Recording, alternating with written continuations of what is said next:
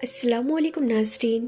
प्यारे नाज़रीन, आज आप सभी के लिए आक़ाए दो जहां हज़रत मोहम्मद मुस्तफ़ा सल्लल्लाहु ताला अलैहि वसल्लम का एक ऐसा वाक़या लेकर आई हूँ कि शायद आपने आज से पहले कभी ना सुनी हो।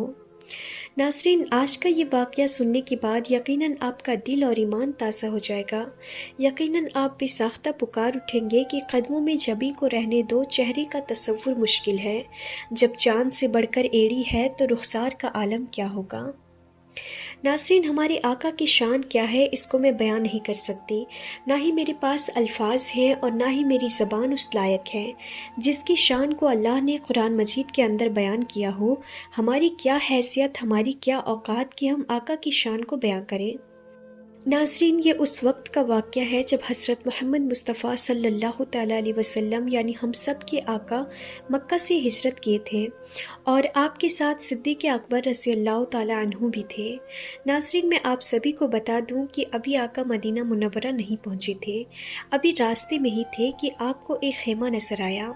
सिद्दीक़ अकबर रज़ियल्लाहु ताला अन्हु उस खेमे के करीब जाते हैं और खेमे के अंदर एक औरत थी जिनका नाम उम्मे मवाद है। फिर सिद्दीक़ अकबर रज़ियल्लाहु ताला अन्हु उनके पास जाकर ये बात कहते हैं कि अगर तुम्हारे पास गोश्त का बचा हुआ टुकड़ा है या फिर तुम्हारे पास बकरी का दूध है तो वो हमें दे दो, हम तुम्हें उसकी रकम देने को तैयार हैं। तो सिद्दीक़ अकबर रज़ियल्लाहु ताला अन्हु की ये बात सुनने के बाद वो औरत कहती है कि हम तो अरब लोग हैं, हम तो यहाँ पर मुसाफिरों की खिदमत करते हैं, लेकिन अभी हालात बहुत जुदा हैं, हम बहुत ही ज़्यादा परेशान हैं, हमारे पास खाने के लिए कुछ भी नहीं है और ना ही देने के लिए कुछ है। आप सल्लल्लाहु ताला अलैहि वसल्लम की नज़र उस खेमे के अंदर एक बकरी पर पड़ती है जो बहुत ही ज़्यादा कमज़ोर होती है। वो बकरी बहुत ही ज़्यादा दुबली पतली होती है, यानी अगर उसके हालात की बात की जाए तो वो बकरी बद से बदतर हो चुकी होती है। तो इस चीज़ को देखने के बाद आका इरशाद फरमाते हैं कि अगर तुम इजाज़त दो तो मैं इस बकरी का दूध दूह लूँ। तो ये बात सुनने के बाद वो औरत कहती है कि हाँ, बड़े शौक़ से इसका दूध निकाल लीजिए, लेकिन इसके थनों के अंदर दूध कहाँ है।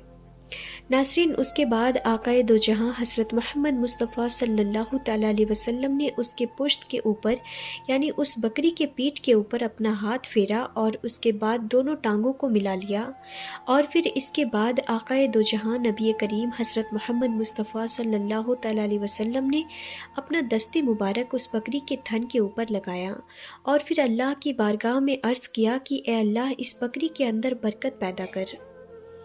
आपका इतना कहना था कि जो बकरी थी जो बहुत ही ज़्यादा कमज़ोर थी, जिसको देखकर ये महसूस हो रहा था कि दाने पानी से वो बहुत ही दिनों से मोहताज है, यहाँ तक कि इतनी कमज़ोर थी कि उसके थनों के अंदर दूध भी नहीं बन रहा था। लेकिन नाज़रीन, बस इतना कहना था कि वो जो बकरी थी वो तंदुरुस्त हो गई और यहाँ तक कि उसके थनों के अंदर इतना दूध हुआ कि जो टांगें मिला दी थी आका ने, वो दोनों टांगें खुल जाती है। उसके बाद आका फरमाते हैं कि एक बर्तन लेकर आओ। फिर वो औरत बर्तन लेकर आती है और फिर आका उस बकरी का दूध निकालते हैं। इतना दूध होता है कि वो पूरा बर्तन दूध से भर जाता है, बावजूद इसके थनों में दूध बरकरार रहता है। उसके बाद जो बर्तन होता है वो उस औरत को दे देते हैं और फिर वो औरत कहती है कि पहले आप पीजिए। ये बात सुनने के बाद आका फरमाते हैं कि नहीं नहीं, पहले तुम पियो और जितने भी खेमे के अंदर लोग मौजूद हैं सबको पिलाओ। उसके बाद आका के साथ जितने भी लोग आए थे उन सभी को दूध पिलाया गया। सबसे आखिर में आका ने दूध पिया। नाज़रीन, आप देखें कि आका अपनी उम्मत से कितनी ज़्यादा मोहब्बत फरमा रहे कि आपने सबसे आखिर में दूध पिया। ये अल्लाह के महबूब की शान है। उसके बाद आका फरमाते हैं कि और बर्तन लेकर आओ और जितने भी घर के अंदर बर्तन होते हैं उन सब में आका दूध निकाल देते हैं। नाज़रीन, उसके बाद वो औरत ये सब देखकर दिल ही दिल सोचने लगी कि ये कौन बरकत वाले हैं कि जिनके हाथों के अंदर इतनी बरकत है कि मेरी बकरी को हाथ लगाते ही मेरी बकरी जो इतनी कमज़ोर थी वो दूध देने लगी। खैर नाज़रीन, उसके बाद आका वो सबको दूध पिलाते हैं, फिर फ़ौरन ही वहाँ से निकल आते हैं। उसके बाद नाज़रीन, वो जो औरत थी वो आका का नाम भी नहीं पूछ पाती है, वो आका के बारे में और कुछ भी नहीं जान पाती है कि कहाँ से आए थे, कहाँ जा रहे थे और कहाँ रहते हैं, इस बारे में कुछ भी नहीं पूछ पाई। आका के जाने के बाद उस औरत का शौहर आता है जिसका नाम रिवायत में अबू महाब बताया गया है। وہ آتا ہے اور آتے ہی ایک عجیب ہی رونق کو دیکھتا ہے اور وہ مچل جاتا ہے، اور وہ یہ بات کہتا ہے کہ آج خیمے کے اندر بڑا ہی عجیب و غریب منظر نظر آ رہا ہے، آج بہت ہی زیادہ مسکرا رہی ہو تم، بہت ہی سہانا منظر لگ رہا ہے، بہت ہی پیاری خوشبو آ رہی ہے، اور اتنی زیادہ پیاری آ رہی ہے کہ میں بیان نہیں کر سکتا۔ ایسا کیا ہوا تھا؟ ایسا کون آیا تھا یہاں پر؟ تو عورت نے اپنے شوہر کو یہ بات بتائی کہ ایک اجنبی آئے تھے، نہ جانے کون تھے، نہ جانے کیا نام تھا، نہ میں اس کا نام پوچھ پائی نہ اس کا پتہ پوچھ پائی، لیکن بڑا مبارک تھے۔ اس نے نہ جانے کیا پڑھا کہ جس کی برکت سے ہاتھ لگاتے ہی ہماری بکری جو تھی وہ دودھ دینے لگی، جو بکری اتنی کمزور تھی کہ جس کو دیکھ کر ملال آتا تھا، اس شخص نے ہماری بکری کے تھن پر ہاتھ لگایا اور وہ فوراً ہی دودھ دینے لگی۔ وہ عورت آقا کا نام تو نہیں جانتی تھی، لیکن اس نے اپنی طرف سے ہی آقا کا نام رکھ دیا، اس عورت نے آقا کا نام مبارک رکھ دیا، اور وہ بڑا ہی مبارک تھا کہ وہ یہاں آیا جس کی برکت سے یہاں پر رحمت برس رہی ہے۔ تو یہ سبھی باتیں سننے کے بعد اس عورت کا شوہر وہ بھی مچلنے لگا اور اس کے دل کے اندر بھی آقا کی محبت بڑھنے لگی، اور وہ یہ بات کہتا ہے کہ بتاؤ مبارک کے بارے میں، وہ کیسے دکھتے تھے، وہ کیسے چلتے تھے، وہ کیسے مسکراتے تھے، اس کی سبھی چیزوں کے بارے میں بتاؤ، یعنی اس کے ہر ایک ادا کے بارے میں بتاؤ۔ پھر وہ عورت آقا کی شان کو اس طرح سے بیان کرتی ہے، آقا کی ہر ایک ادا کو اس طرح سے بتاتی ہے، کہتی ہے کہ ہر ایک چیز یقیناً اتنی خوبصورت ہے کہ اس کی کوئی مثال نہیں ہے، یعنی آپ کی آنکھیں بھی خوبصورت ہیں، آپ کے لب مبارک بھی خوبصورت، آپ کے دانت مبارک بھی خوبصورت، یہاں تک کہ آپ کی زلفیں مبارک بھی خوبصورت، آپ کا چہرہ مبارک بھی خوبصورت، آپ کے ہاتھ مبارک بھی خوبصورت، آپ کی انگلی مبارک بھی خوبصورت، آپ کا سارا بدن خوبصورت ہے۔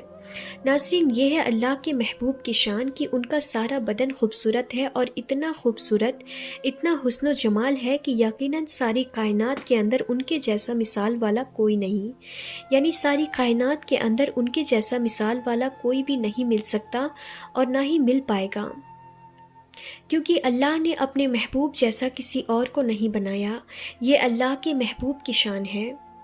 ناظرین، اتنی تعریفیں سننے کے بعد، آقا کی شان کو سننے کے بعد، اس کا شوہر کہنے لگا کہ اگر وہ اب تشریف لے کر آئیں تو مجھے خبر کر دینا، میں آج سے بکری قریب میں ہی چرایا کروں گا۔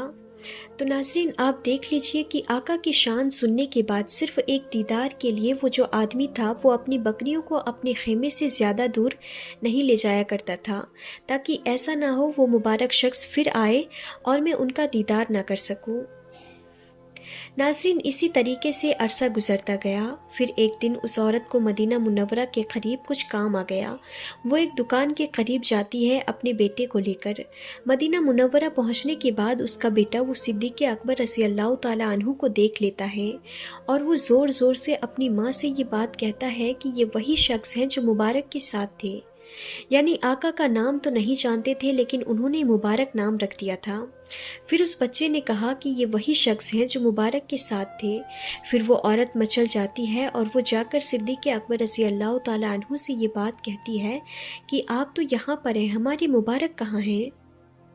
یہ بات سننے کے بعد صدیق اکبر رضی اللہ تعالی عنہ نے یہ بات کہی، کون مبارک، کس کے بارے میں بات کر رہی ہو؟ تو اس عورت نے سارا واقعہ سنایا کہ کس طریقے سے آپ ہمارے گھر آئے تھے، بکری والا سارا واقعہ سنایا، اور اس کے بعد صدیق اکبر رضی اللہ تعالی عنہ سمجھ جاتے ہیں کہ یہ کن کے بارے میں بات کر رہی ہے۔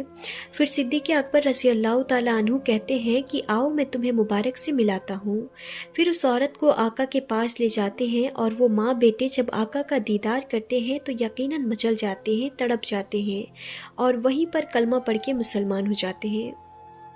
ناظرین، آقا کی شان دیکھیے کہ آقا کو جس کی بکری پسند آ گئی، اللہ نے اس بکری کے مالک کو یعنی اس عورت کو، اس بچے کو ایمان والا بنا دیا۔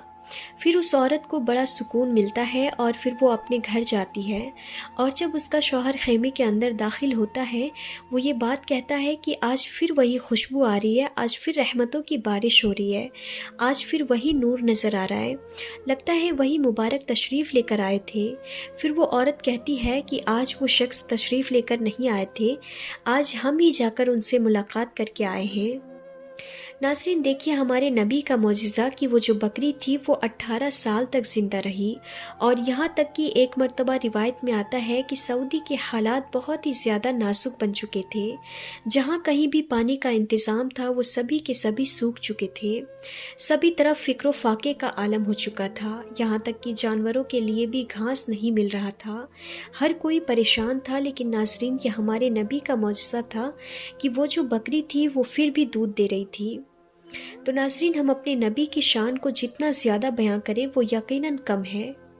تو آج کے اس ویڈیو میں بس اتنا ہی، ہم پھر ملتے ہیں ایسے ہی انفارمیٹیو ویڈیوز کے ساتھ، تب تک کے لیے خدا حافظ۔